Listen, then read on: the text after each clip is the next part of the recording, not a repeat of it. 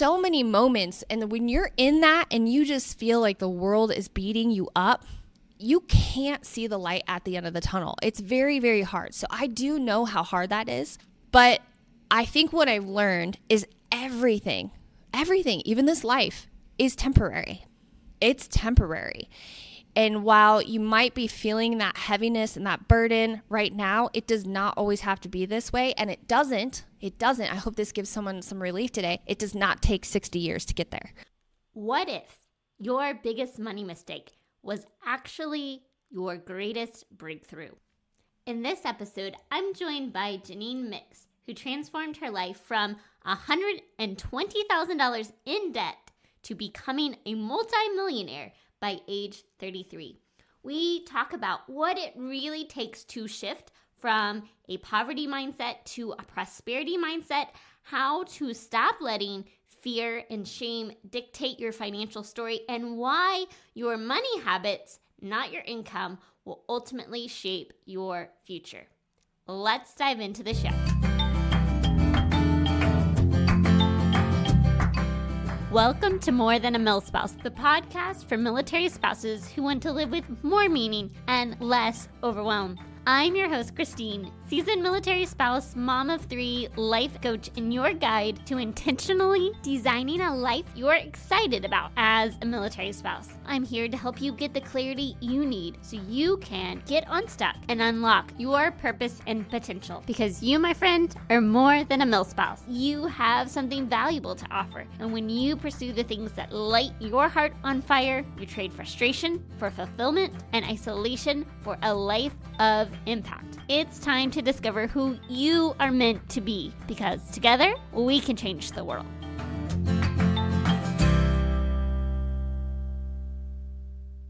We've all heard the typical advice on how to achieve financial freedom.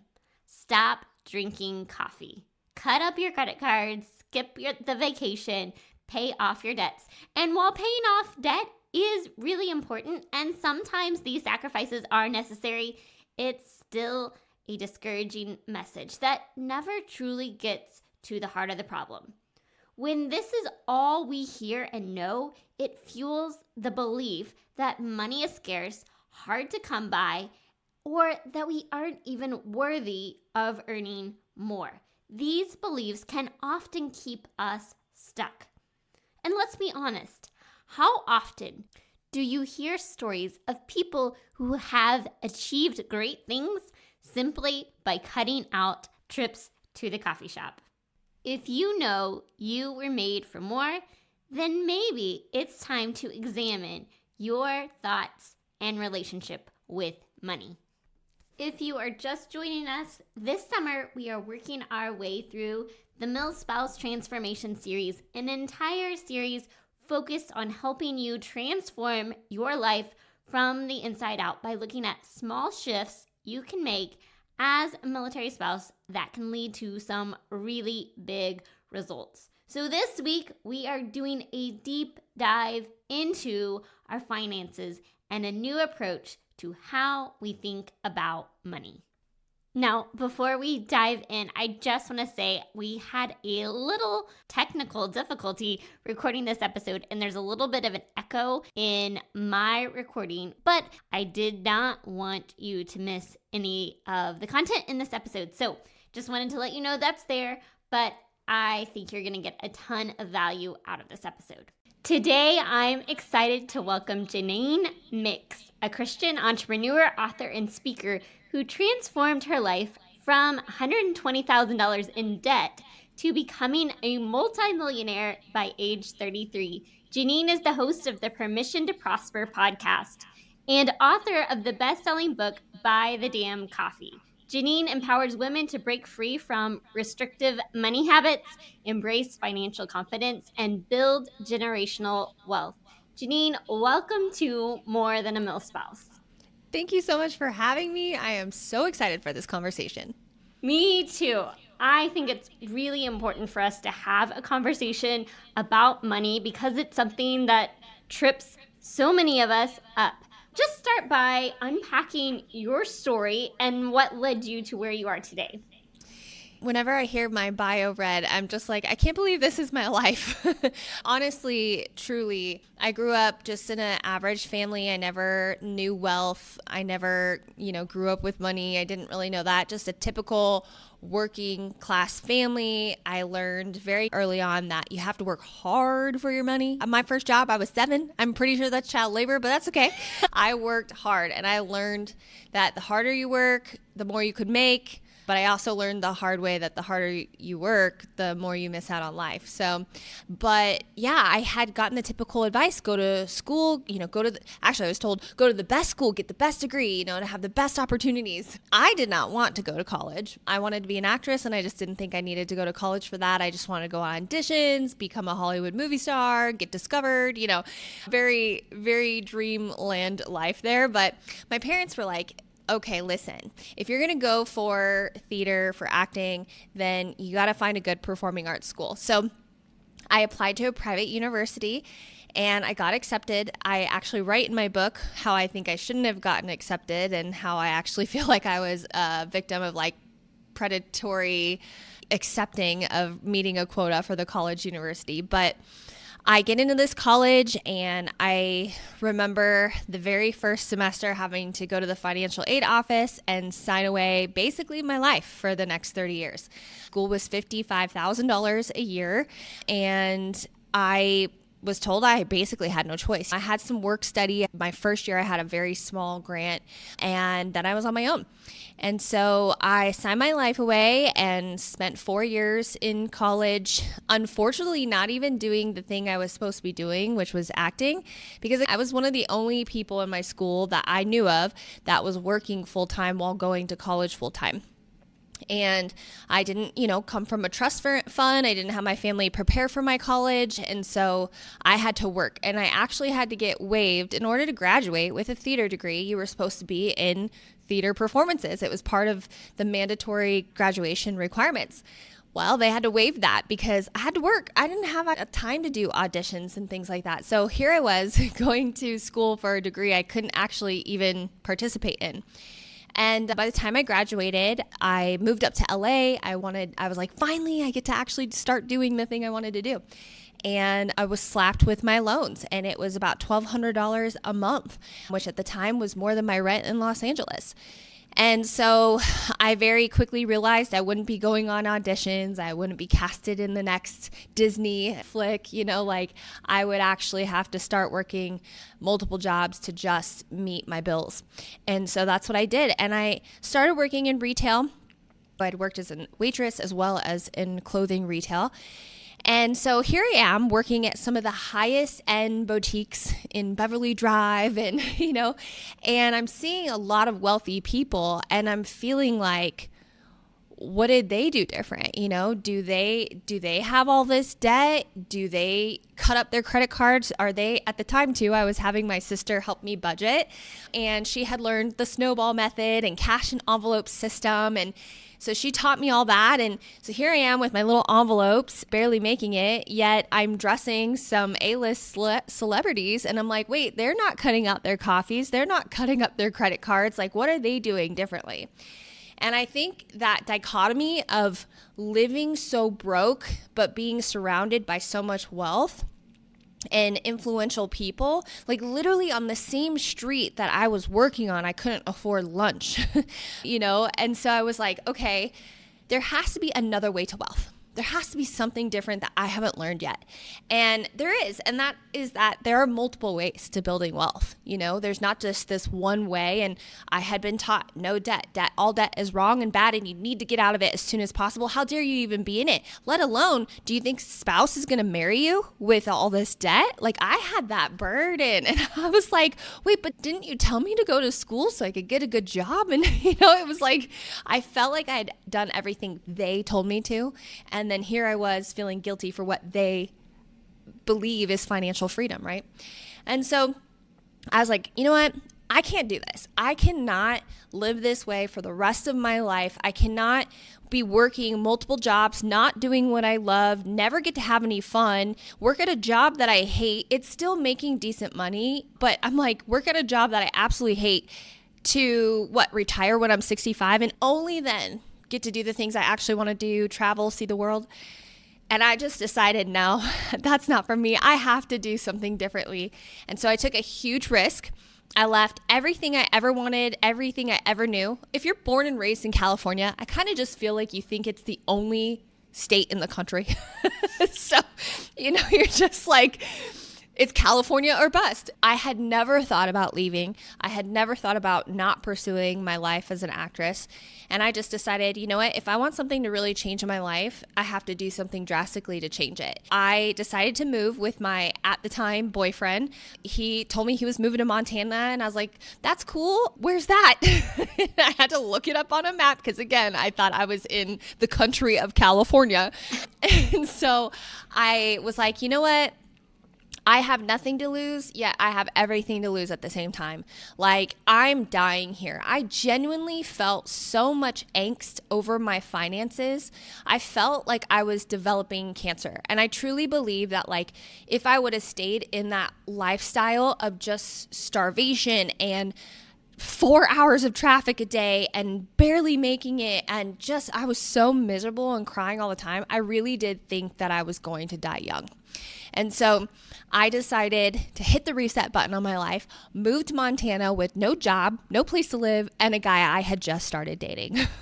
I was like, okay. I think looking back on it now, I probably have a high tolerance for risk.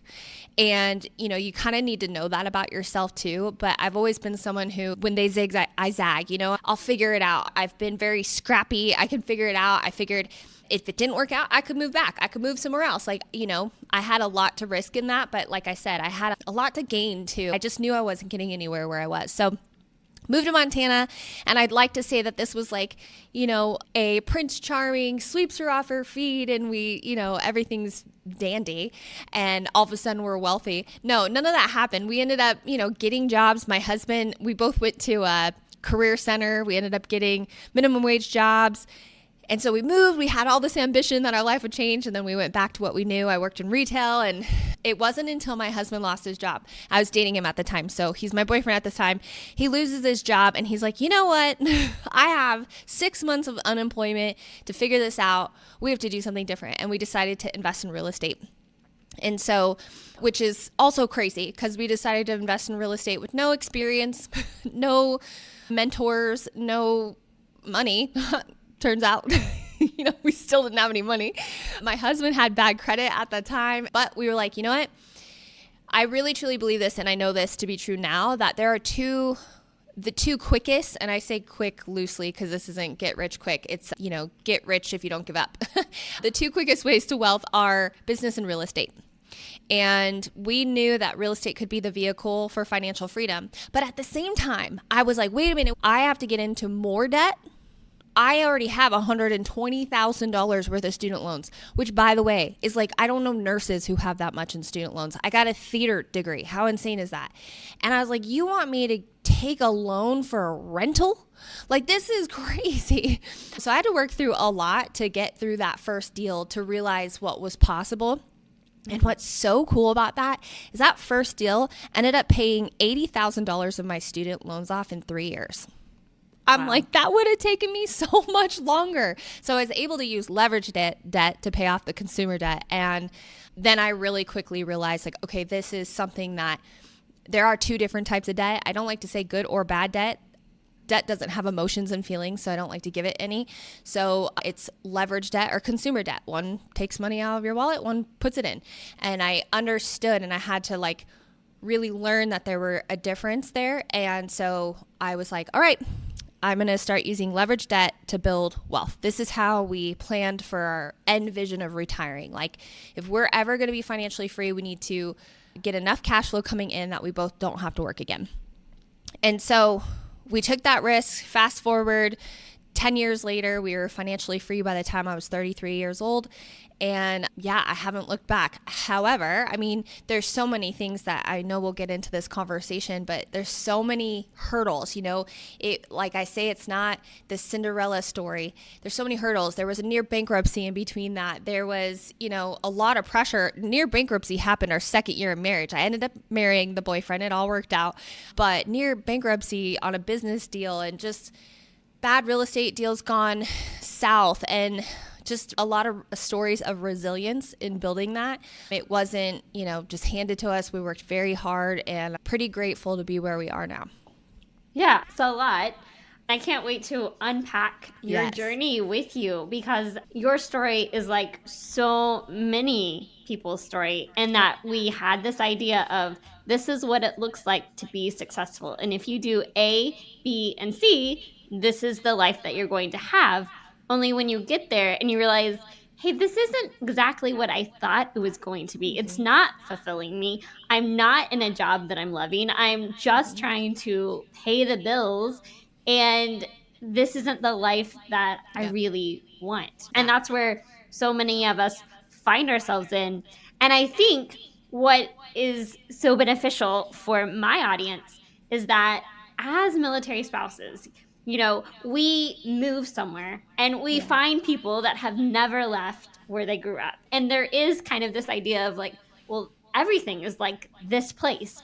But when you step into this military lifestyle, you go wherever the military sends you. And so we're already kind of having to step out of our comfort zone. So I say this is kind of a superpower for us, because we're already being forced out of the life that we thought we were going to live. So I want to put that foundation out, because I think this is something that we can get stuck in a way of thinking that's all about lack and not having what we want. But we're already that one step ahead and saying, okay, we've already taken this step out of what we know, and we're already on this journey. And so now it's really about opening up the opportunities that are available to us. What were some of the biggest barriers that you faced, and the things that you had to shift in yourself as you started on this journey? Yeah. Well, I think it's interesting. Like you just said, one is you might have a plan for your life and you think you just have to commit to that plan for life, but things change. Life changes. It's not like that. I would love, trust me, I am someone who loves black and white. I don't want gray in color in the world. I just want a simple yes or no. Tell me what to do. I'm like, I am a Christian. I have a strong relationship with the Lord. And I'm like, I just want the Lord to tell me what to do, and I will do it 100%. Funny that that's not how it really works, right? I understand life isn't black and white, and that there is gray in color, and that things can change. And so I think one thing I had to learn was it's okay to pivot, like permission to pivot. It's okay to change your mind. It's okay to try something that you were like 1,000% about doing. Let me just give you an example. I did a reel on this before, and I was like, I wanted to be a muralist. I was like, I'm going to paint murals. Let me also preface with, at the time, I had never painted a mural. I had painted like 2 things in high school in an art class, okay? I was not a muralist, but I was determined. I was like, I got to do something. I want a side hustle. This seems like it would be easy. In my mind, I'm like, every elementary school in Los Angeles will hire me to paint a wall. I can paint something cool. And I was the kind of artist, quotes, I was the kind of artist that I can see a picture and I can trace it. I can trace it exactly like it is, but I was never someone who could pull ideas out of my head. And so I decided to go to Arizona, where my sister was, and paint all of her kids' rooms. So I did a Spider-Man, I did a SpongeBob, and I did a Cinderella. I have pictures of those. Oh my gosh, they are so bad. They're so bad. The kids loved them. They didn't know any better. But I used that to like put together a portfolio. And I was like gung-ho, starting to build a website. I was like, what am I doing? I'm not even good at this. It's okay to try something and then realize you're not good at it. It's okay to try something and realize you don't like it. It's okay to try something and be scared out of your mind, because like real estate, I had no idea how we were going to do this. I read Rich Dad Poor Dad and I was like, let's go flip a house. Let's do the cash flow. It's okay. At some point, one of those ideas will work. One of those ideas, I always like to look at things as not a failure, it's a lesson, right? I actually love, Will Smith said this, fail fast, fail often, and fail forward. And I loved that because he made failure normalized, like it's part of the process. So I don't look at like, okay, guys, turns out my muralist company didn't work out. I never even got, I did try to pitch myself to an elementary school. I got a no. But what I learned from that is like, okay, I wanted to go into something maybe more creative, or I learned that I liked business. I just wasn't good at this one because I wasn't an artist. So I think it's okay to pivot, and I think we need to normalize that. It's okay to change our mind, and who cares what other people think would be the other thing.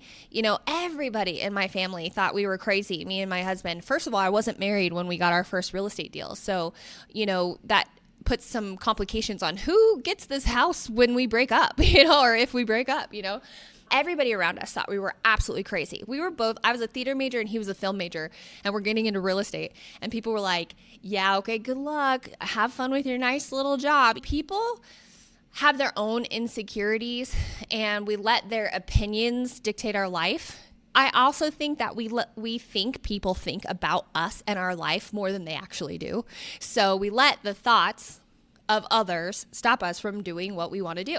So I would say another thing was battling that. Stop caring what other people think. Try things, test things out, fail fast, fail forward, fail often. It's okay. Permission to pivot, permission to change your mind, permission to pursue something that does not make sense to other people. Really, truly think about this. How often are you thinking about other people and their life choices? Are you overwhelmed with that person and what they're doing? Probably not, because you're so overwhelmed with your own life. So think about it in reverse. They are not thinking about you as much as you think. So you're letting what you think they think stop you from doing what you want to do. So that was definitely a hurdle. And then I would say, and this is probably very relevant to your audience too, is the I don't have the money excuse. Guys, neither did I. $120,000 in student loan debt. When I moved out of Los Angeles, I sold everything I had. I had $1,000 in my checking, and I had $1,000 in a CD savings. I had $2,000 to my name. My student loan was $1,200 a month. So that's where I started. I feel like I talk about this in my book. We have the poverty mind and prosperity mind. And the poverty mind will convince you do not have enough money, you will never have enough money, and nothing will ever change for you. The poverty mind will tell you money's not important, don't focus on it. If you focus on it, you're greedy. The poverty mind will tell you you're not worthy. Who are you to make and build wealth? Who do you think you are? The poverty mind keeps you stuck. I think your real full potential. The prosperity mind would be like, I might not have the money in my bank account, but someone else does. And we got really clever and very strategic when we started our real estate, and we used OPM, other people's money, because we had none. The thing is, when you practice more of the prosperity thinking, prosperity mind, thinking like the glass is overflowing, not half full, right? When you realize that the world and all of its money is not a finite pie and everybody just gets unequal pieces of it, but that there are multiple pies, you see things differently, and you no longer go through that limited scarcity poverty mind in the decisions that you make or don't make because of maybe what you just see in your bank account right now. So we let that limit us. And there's a really interesting thing that I learned that helped me realize that money was infinite, and that's, think about credit card companies for a second. Just take a second to think about credit card companies. You get approved, maybe you get a credit card for $20,000. It's not that the credit card company just has $20,000 sitting in a checking account, and every time you withdraw from it, they take money out of that $20,000, give it to you, and then you pay back. The money doesn't even exist on the card until you spend it. And I'm like, isn't that crazy that it's fake money? I mean, it's real money, but it doesn't exist until I spend it. And it really, just that small thought of understanding, learning about credit cards instead of fearing them or avoiding them at all costs. Wow. That means there is an abundance out there because these credit card companies make a lot of money, of course, on fees and other things too. I'm not about getting into consumer debt and paying 26% interest. You got to get out of those situations as soon as you can. But I am about using credit cards wisely, never paying any interest, and gaining lots of benefits. I travel for free every single year internationally for free using credit card points that I didn't pay a single penny of interest for. So when you start learning these different financial institutions and what's available, you start realizing, wow, there is an abundance out there. There's not a limit. It's not one pie and it gets split up. Like, no. It's available to me too. How do I multiply that? How do I create it? How do I get more confident with it? So I think the biggest hurdle ever I think that I faced was getting out of the victim poverty mindset and understanding that I could grow in this. The prosperity mind has a growth mindset. So you look at challenges differently. You look at money differently and you see it opportunities differently. I get this and I just want to let you guys know how much I know this. When you are struggling financially and you feel suffocated, I remember feeling like I could barely keep my head out of water. I was burdened. When I say I thought I was going to get cancer, I really did believe that. I cried so much over my student loans.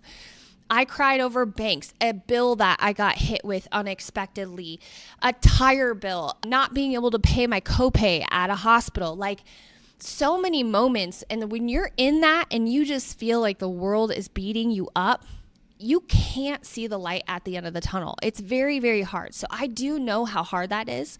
But I think what I've learned is everything, even this life, is temporary. It's temporary.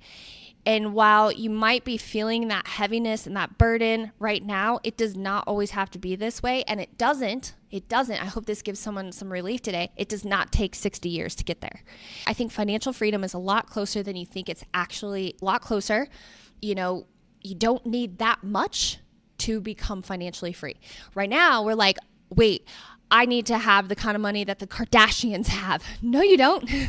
You need a fraction, probably 1% of what the Kardashians have, probably less, to be completely financially free. So it's not as much as you think. It's not as far as you think.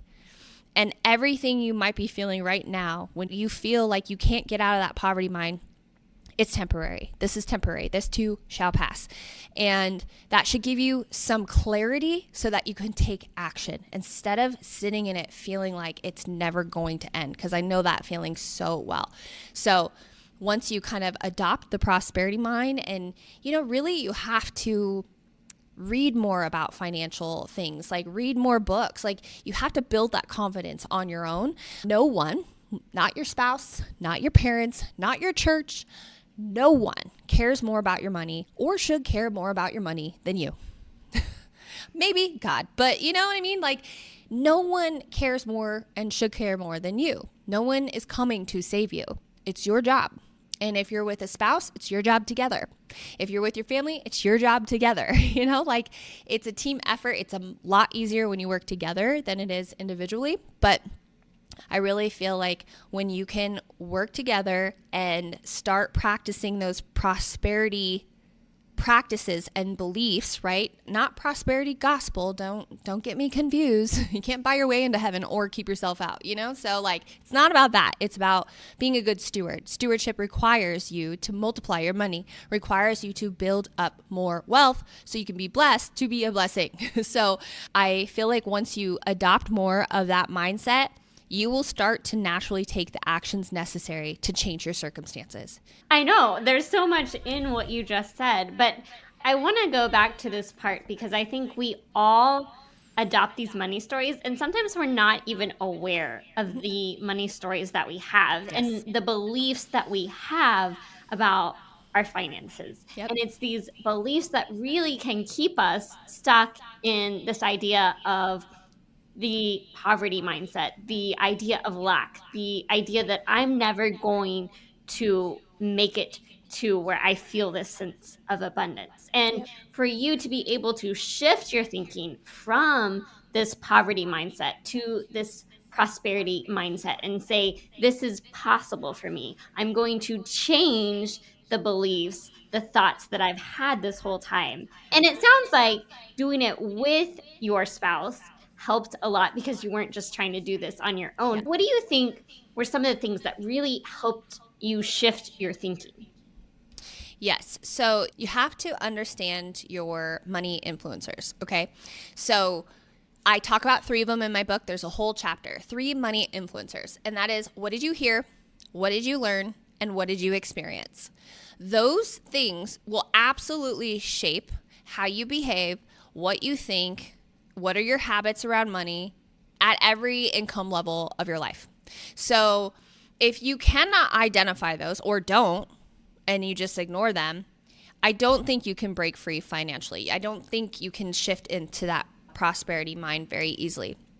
So I want you guys to think about, let's see, what did you hear? What did you learn? What did you experience? Well, Christine, what is something that you've heard growing up around money? Just one phrase. Work hard to make money. There you go.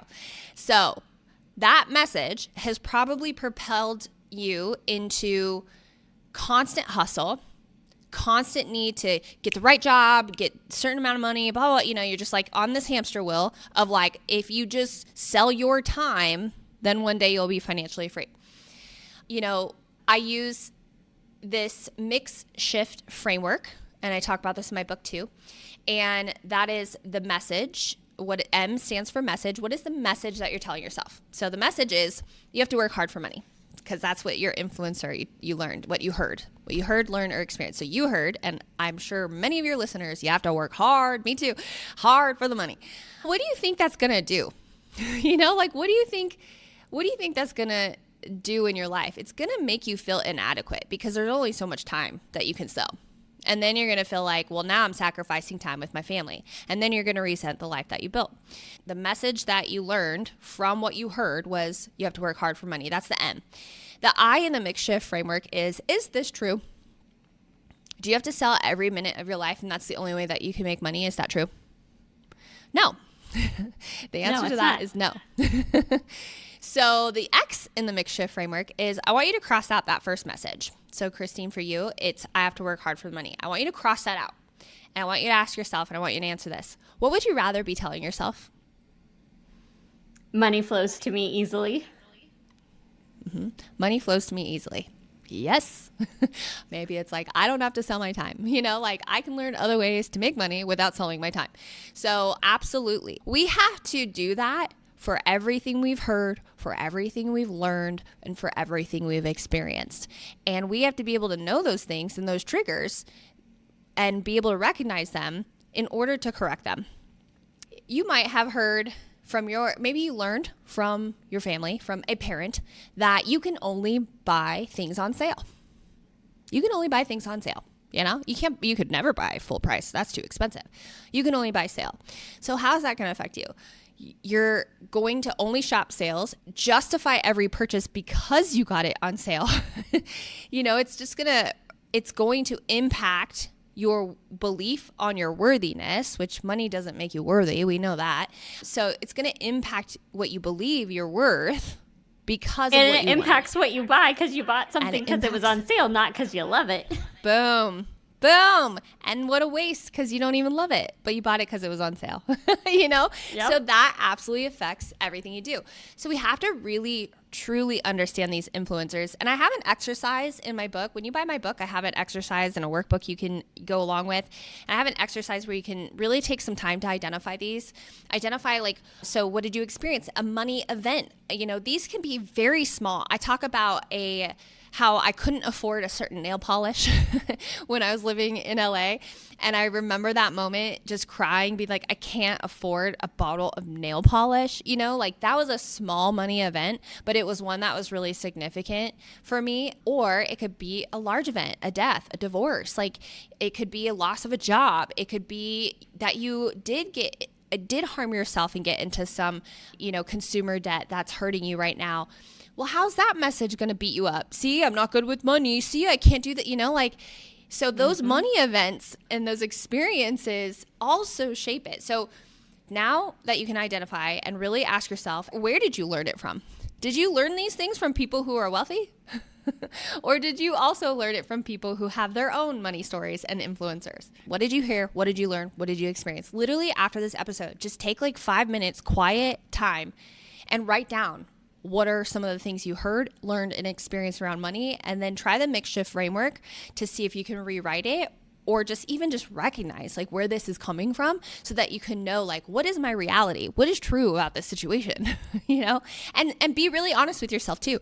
There are times that I had to be really honest with myself and be like, am I not good with money? That was another one.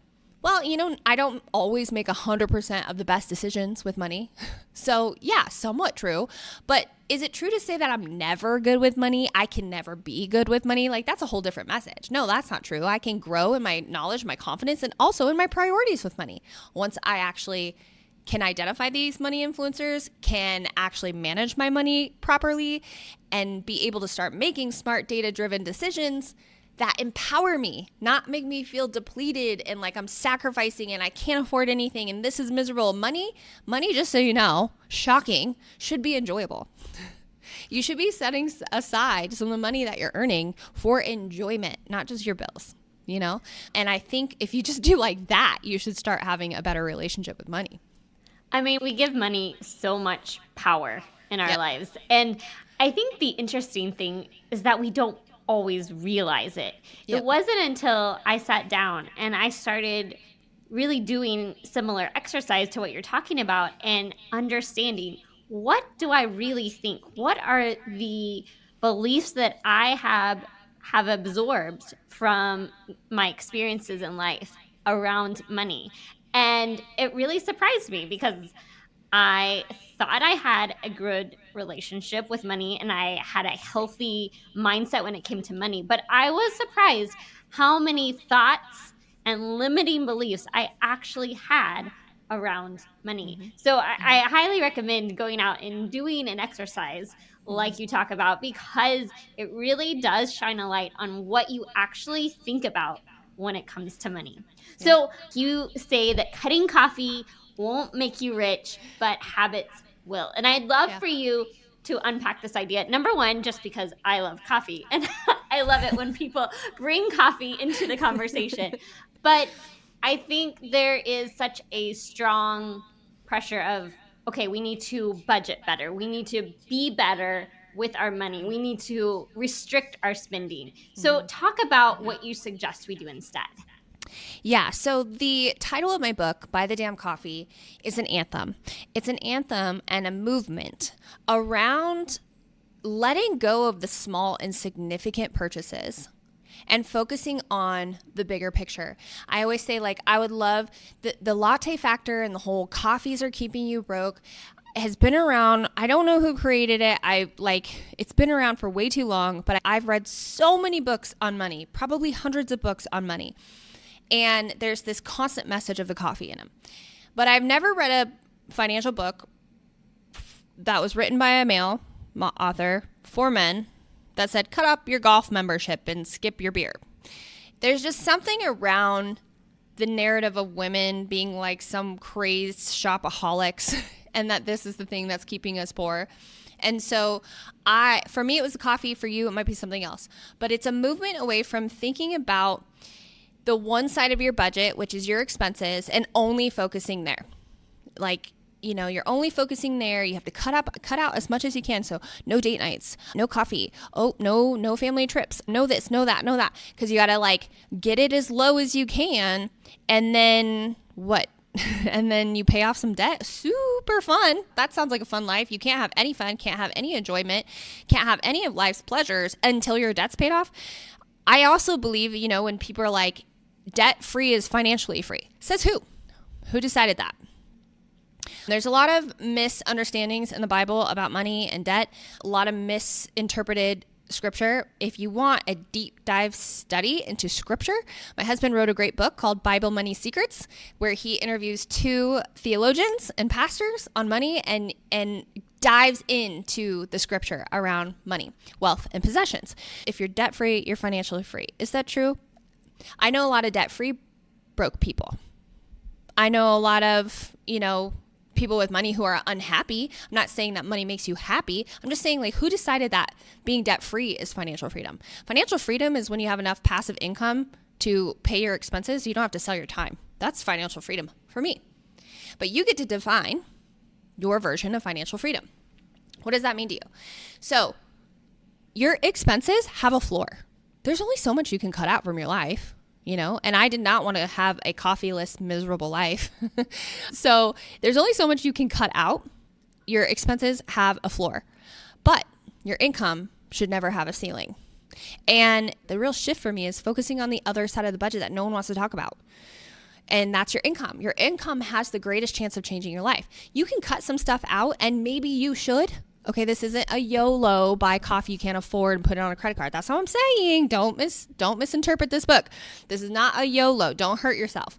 What I'm saying is that there's only so much you can cut out. Figure out how you can increase your income. Everybody goes through a certain time in their life where they have to go through temporary is the key word, temporary sacrifices. Cut a few things out that you're maybe excessively spending on so you can reach another goal, but that's temporary. You make a temporary sacrifice for a goal, a financial goal. Maybe it's to pay down that credit card so you're not paying 26% interest. That is a good goal, okay? But that's not the only goal. So maybe your plan is, okay, once I've got that 26% interest credit card paid off, what should you do next? Invest. So look, expenses have a floor, income has no ceiling. You work on the gap. What is the in between?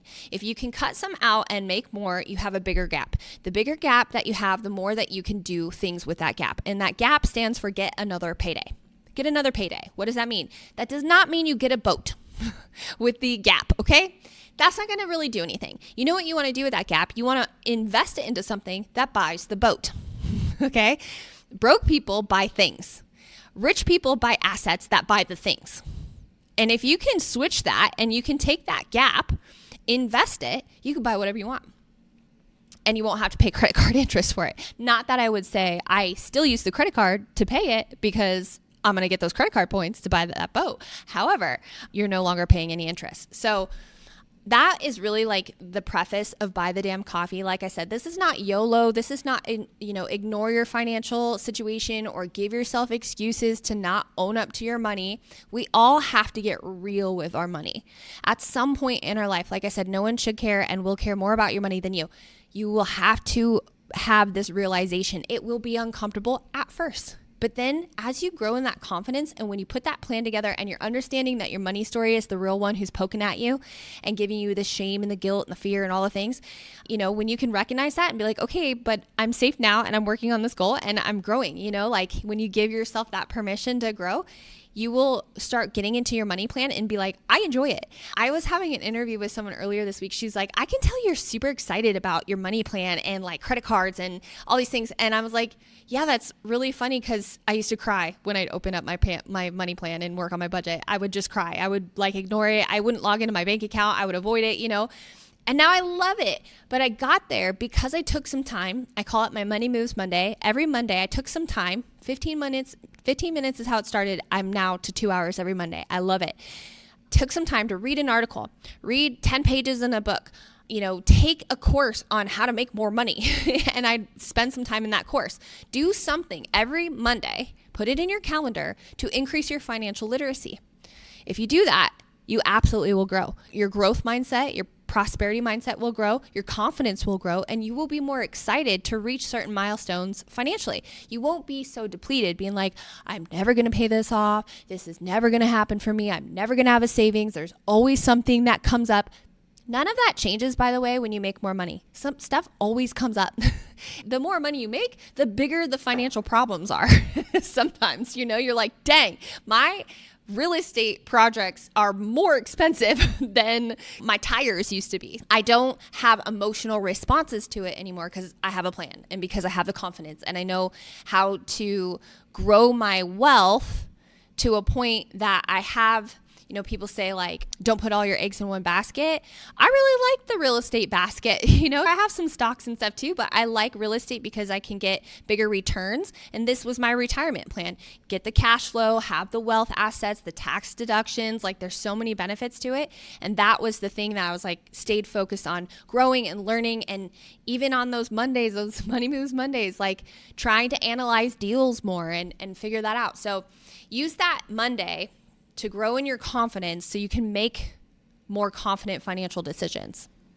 I mean, it's so powerful, and you can tell that you're really excited about this. Mm-hmm. And that's why we like to talk about turning pain into purpose, because that thing that caused you so much pain can be turned into a story that is you walking and living out of your purpose. And I really like what you talked about.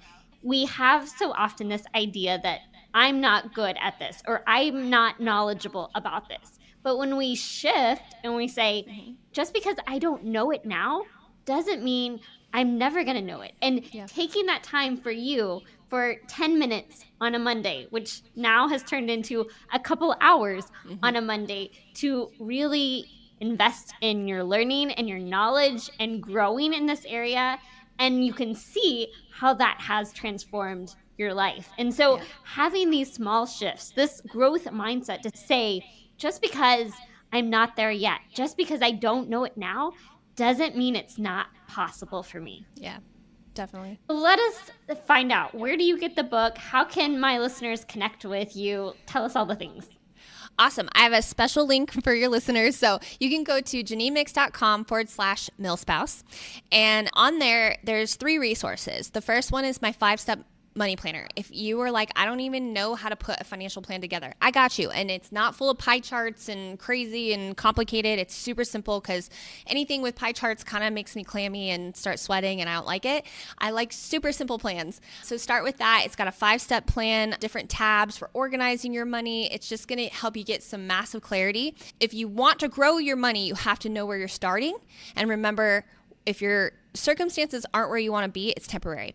But you have to know where you're starting and you have to know where you're going. Then you can build the plan. So that's what the 5-step money planner is. You can also get my book there, Buy the Damn Coffee. You can go to buythedamncoffee.com. I would say connect with me on Instagram. I'm a real person, would love to know what you got out of this episode, would love to be your cheerleader. I'm sure you're the same way, and you love to connect with your listeners. So go follow me on Instagram at Janine Mix, connect with me there. And let me encourage you to go after your dreams and become financially free. My goal is more money in the hands of women will change the world. Use this tool to go make a difference. So come follow me there. I love it. Thank you so much, Janine, for coming on the show. I think it's just so empowering when we can hear someone who's been down that road, that has been at that place where you felt stuck and really transformed your life, and have come back, share what you've learned, and make a difference for so many other women. Janine's story is such a powerful reminder that no matter where you start or what mistakes you've made, your future does not have to look like your past. Here are a few key takeaways that I want to leave you with. Number 1, it's okay to pivot.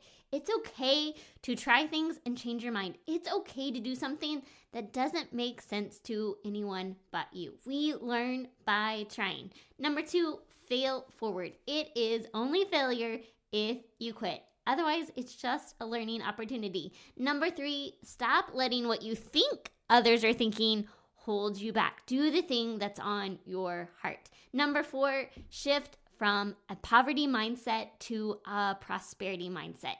Your money mindset is shaped by what you heard, learned, and experienced growing up.